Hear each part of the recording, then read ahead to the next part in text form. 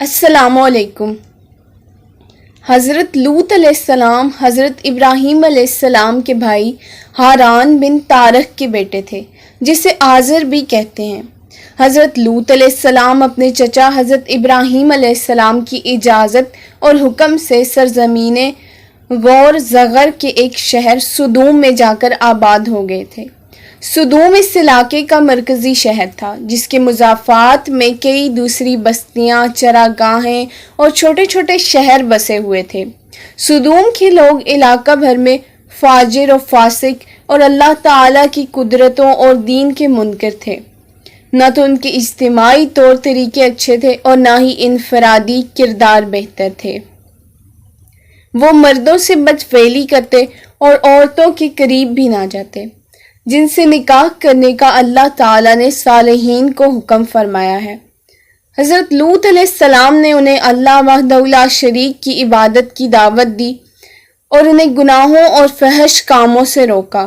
انہیں بتایا کہ یہ قباحتیں اور برائیاں انسان کو زیب نہیں دیتی، لیکن ان کی گمراہی اور سرکشی میں اضافہ ہی ہوا۔ جب سرکشی حد سے بڑھی اور حجت تمام ہو گئی تو اللہ تعالیٰ نے ان پر ایک ایسا عذاب مسلط کیا جو ان کے وہم و گمان میں بھی نہ تھا۔ اللہ تعالیٰ نے 3 فرشتے قوم کی طرف بھیجے جو کہ انسانی روپ میں تھے۔ یہ فرشتے حضرت جبرائیل علیہ السلام، حضرت میکائیل علیہ السلام اور حضرت اسرافیل علیہ السلام تھے۔ تو آگے بڑھے یہاں تک کہ سدوم کی سرزمین پر پہنچے۔ اب وہ خوبصورت نوجوان کی صورت میں تھے۔ اس سے قوم لوط کا امتحان اور اتمام حجت مقصود تھا۔ ان تینوں نے حضرت لوط علیہ السلام سے عرض کیا، ہمیں رات رہنے کی جگہ دی جائے، کیونکہ جب وہ سدوم پہنچے تو سورج غروب ہو چکا تھا۔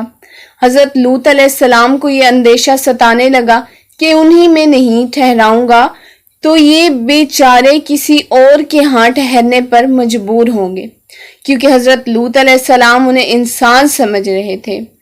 آپ بہت پریشان تھے، رہ رہ کر دل میں خیال آ رہا تھا کہ اگر یہ کسی اور کے ہاتھ لگ گئے تو ظالم ان کی بے عزتی کر دیں گے، اور اگر میں انہیں ساتھ لے کر چلتا ہوں تو اکیلا ان کی حفاظت نہیں کر سکوں گا، کروں تو کیا کروں۔ حضرت لوط علیہ السلام بہت زیادہ پریشان ہو گئے۔ حضرت لوط علیہ السلام کی بیوی جو کافرہ تھی نکلی اور اپنی قوم کو بتا دیا کہ ہمارے گھر مہمان ٹھہرے ہوئے ہیں جو اتنے خوبصورت ہیں کہ ایسے حسین پہلے میری نظر نے نہیں دیکھے۔ لوگ دوڑتے ہوئے حضرت لوط علیہ السلام کے گھر پہنچے۔ فرشتے حضرت لوط علیہ السلام سے مخاطب ہوئے کہ رات کے آخری پہر اپنے اہل و عیال کو لے کر یہاں سے نکل جائیے اور پیچھے مڑ کر تم میں سے کوئی نہ دیکھے۔ جب تم اس قوم پر عذاب کی آواز سنو تو پیچھے مت دیکھنا۔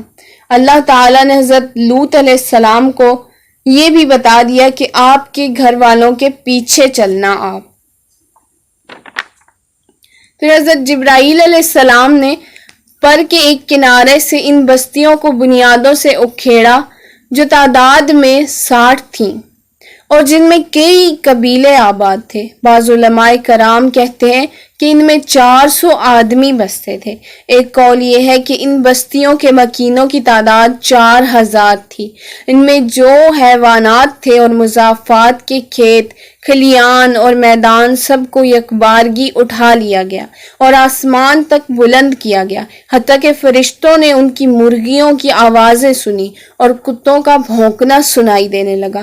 پھر بستیوں کو کافروں پر الٹ دیا گیا، اوپر کی زمین نیچے ہو گئی۔ حضرت لوط علیہ السلام کی بیوی بستی میں ٹھہری ہوئی تھی۔ ایک قول یہ ہے کہ وہ اپنے خاندان اور بیٹیوں کے ساتھ نکلی، لیکن جب قوم کی چیخ و پکار اور بستی کے الٹنے کی آواز سنی تو پیچھے مڑ کر اپنی قوم کو دیکھنے لگی اور اللہ تعالیٰ کے کسی حکم کی کوئی پرواہ نہ کی، اور اس کے منہ سے نکلا، ہائے میری قوم۔ اسی وجہ سے اس پر بھی ایک پتھر گرا اور وہ بھی ہلاک ہو کر اپنی قوم کے ساتھ مل گئی، کیونکہ وہ مسلمان نہیں تھی بلکہ کافرہ تھی، اور جو کوئی حضرت لوط علیہ السلام کے پاس مہمان آتا اس کی اطلاع قوم کو جا کر دیتی تھی۔ اللہ تعالیٰ کے حکم کی نافرمانی کرنے کا یہی انجام ہوتا ہے۔ اللہ تعالیٰ ہم سب کو ہدایت دے اور سیدھا راستہ دکھائے، آمین ثم آمین۔ ویڈیو پسند آئی ہو تو لائک شیئر کمنٹ ضرور کیجیے گا، چینل کو سبسکرائب کر لیجیے اور بیل آئیکن کو پریس کر دیجیے تاکہ ہر آنے والی نئی ویڈیو آپ تک پہنچے۔ جزاک اللہ۔